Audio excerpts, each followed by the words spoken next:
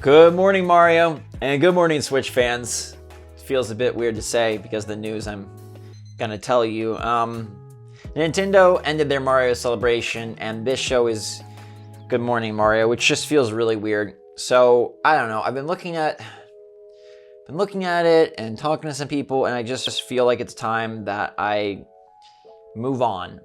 Is what I was going to say if I didn't come up with a better April Fool's joke, and that's why I ran the Animal Crossing video, which was so much fun, and I got so many of ya, which was really, really satisfying. Although I made sure to let you know, okay, it was clever, but it wasn't cruel, and I hope you guys checked out that video. Nintendo, meanwhile, hasn't been doing nothing. So we got a smorgasbord of a video today, and a really interesting topic to talk about. Would you pay to play Breath of the Wild 2 demo version? So what's going on, everybody? It's Zach from SwitchForce. Hope you're all having a wonderful week thus far. Make sure to smash that like button to show some love, and let me know in the comments down below, if you would pay to play Breath of the Wild 2 this summer. Or if you want to substitute in, Mario Kart 9, you can do that as well. But first, before we get there, Nintendo is playing coy. They're waiting for their fiscal year to resume, or I guess freshen up, which will happen next week. Well, technically today, their fiscal year just started April 1st. This is their new fiscal year, and that means they want to impress investors and let them know that they're locked and loaded for the rest of 2021. So even though we've got no tweets of substance at all this week, stay tuned for next week. I think the news should start to roll in, and it really sounds like Nintendo Switch Online is bound to get something big. And maybe there's a mini direct or a partner showcase as well, because the ESRB has listed Life is Strange True Colors for Nintendo Switch, which is insanely odd because this game was just announced and nothing was mentioned about Nintendo.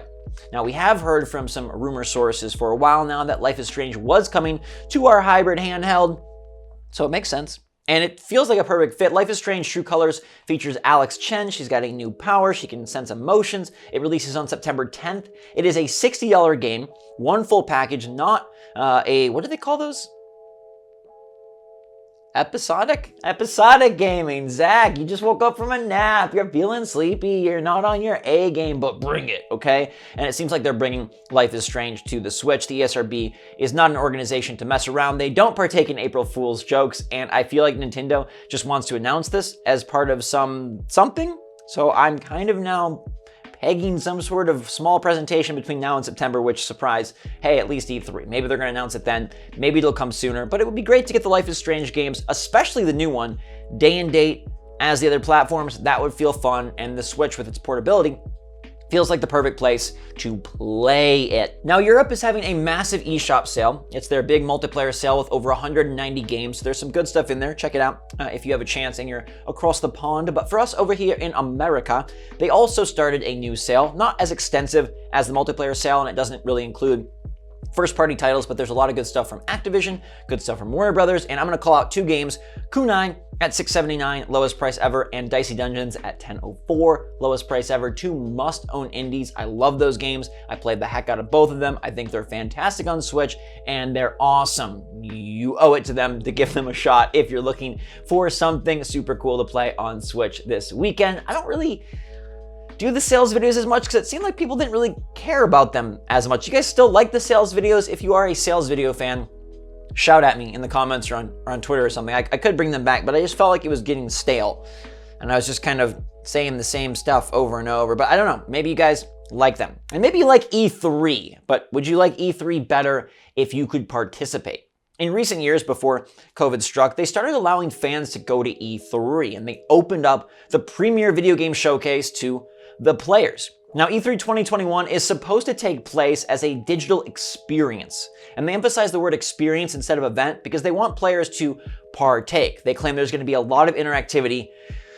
Demos. Now, demos at E3 is something I dreamed of as a kid. I would watch G4 and see Nintendo announce whatever they announced. Reggie would get up there and Miyamoto, and they'd be shaking it to Wii Music, and I'd be like, dude, I don't want to play that. But then I saw Skyward Sword, and I was like, I'd love to play that. Motion controls, I don't know they're bad yet. It might be a good time. and that never materialized. But now with cloud technology, E3 is supposedly prepping a way for us to play these demos at home. And up till today, there was a big story going around saying that, hey, E3 might be charging for this. They might have a paywall where they charge, the rumored price was $35, for you to have access to a bunch of demos across the platforms. Now, that has since been proven false. The ESA came out and said that E3 2021 will have no part of its event behind a paywall and will be a free event for gamers. I hope the demos carry over because I, for one, thought the paid experience was pretty cool. Now, before you bite my head off, there's a lot of toner up there. I don't think it's going to taste well. Listen to the reasoning. If you could get in there, and Nintendo has been a big part of E3 from the beginning, it seems like, and as of late, they still are a major player. Sony went bye-bye, EA said sayonara, Activision was like ta-ta for now. Nintendo has the best booth every year. I've been there 7 years in a row, pre-2020, and it's fantastic. It's like a Nintendo fan's dream. It's like a mini Super Nintendo World, except you can't ride it, but you can play it. And if you could pay $35 to get access to some of Nintendo's announced titles at E3, wouldn't that be awesome?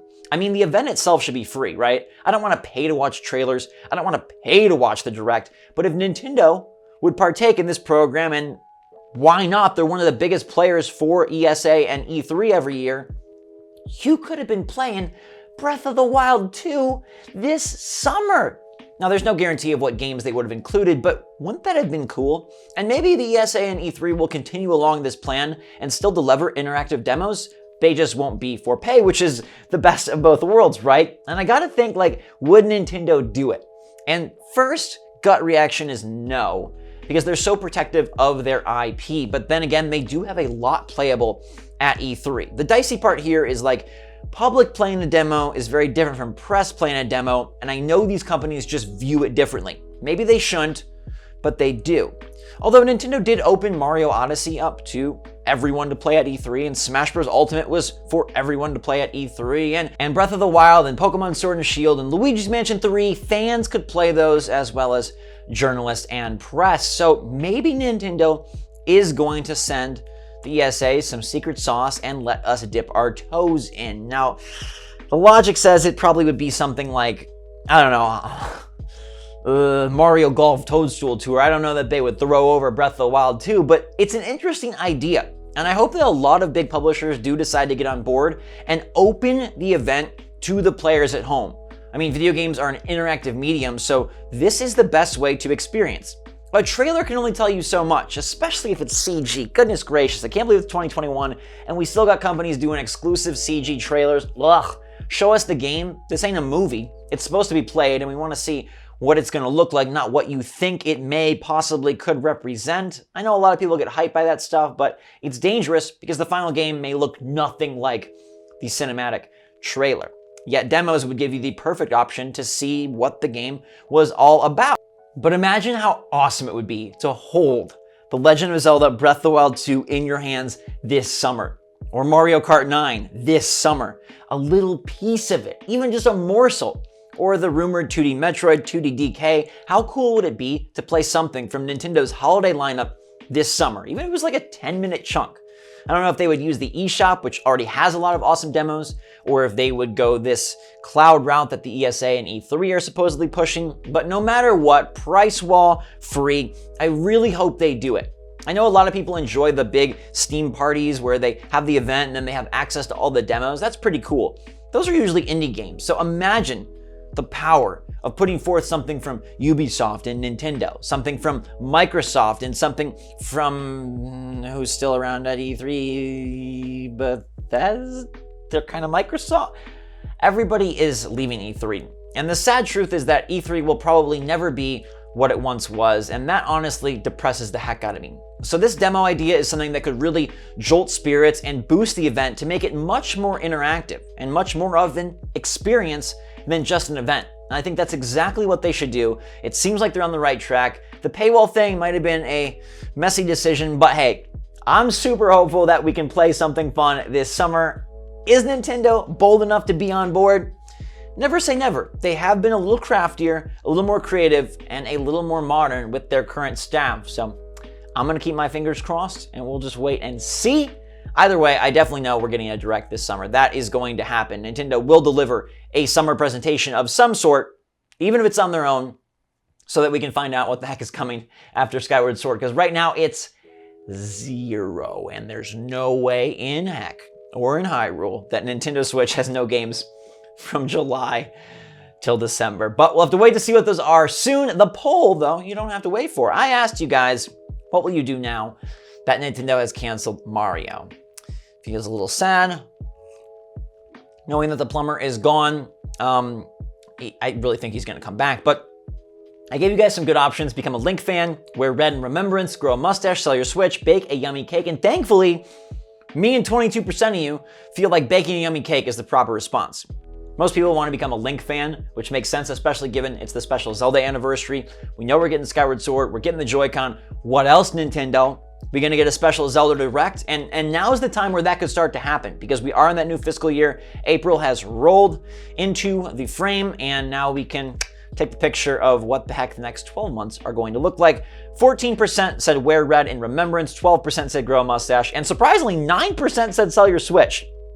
Some not happy Nintendo fans out there that are pretty ticked off at their treatment of Mario, but I love you guys. You treat me so well. Appreciate you being here, supporting the channel, supporting Good Morning Mario, and of course, we'll be back soon. And it seems like it's going to be an extra fun week next week, so I look forward to telling you all about it. Make sure to subscribe if you haven't already, turn on the notification bell, hit that like button to show some love, and until next time, everybody, thanks so much for watching. Stay safe, stay healthy, stay happy out there. I love you a lot. SwitchForce, out.